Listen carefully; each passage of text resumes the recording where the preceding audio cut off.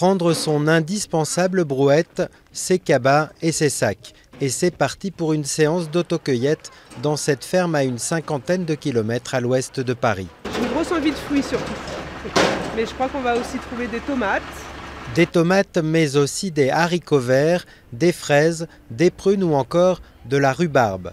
En cette fin août, on trouve presque tous les fruits et légumes parmi la liste de plus de 70 proposés en agriculture raisonnée par la ferme du Logis.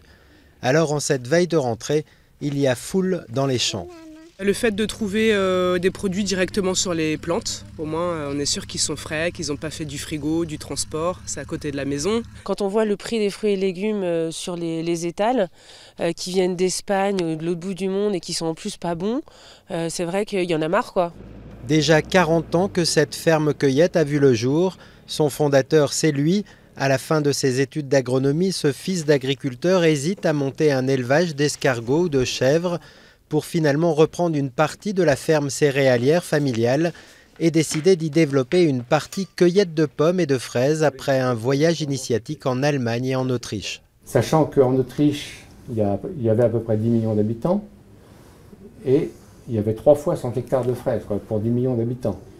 Donc en région parisienne, il y avait 10 millions d'habitants. Je me suis dit, si je plante 10 hectares, avec 10 hectares ça paraissait énorme, mais finalement 10 hectares, c'est jouable, quoi. L'agriculteur passe d'abord pour un fou aux yeux des autres fermiers qui ne comprennent pas qu'on puisse ouvrir ses champs au public, mais le succès, lui, est bien là, avec des fraises et des pommes qui partent par caisses entières. Il y avait les balances de pesée dans le champ, quoi. Il n'y avait pas le hangar avec... tout se faisait dans le champ. C'était un peu folklore, c'était... Le fait d'aller directement chez le producteur pour cueillir, c'était les premiers bobos de l'époque, on va dire. Ouverte plus de la moitié de l'année, la ferme du Logis accueille près de 30 000 clients par an. Mais ces pionniers de l'autocueillette sont aujourd'hui loin d'être seuls. La mode du manger local fait de plus en plus d'émules.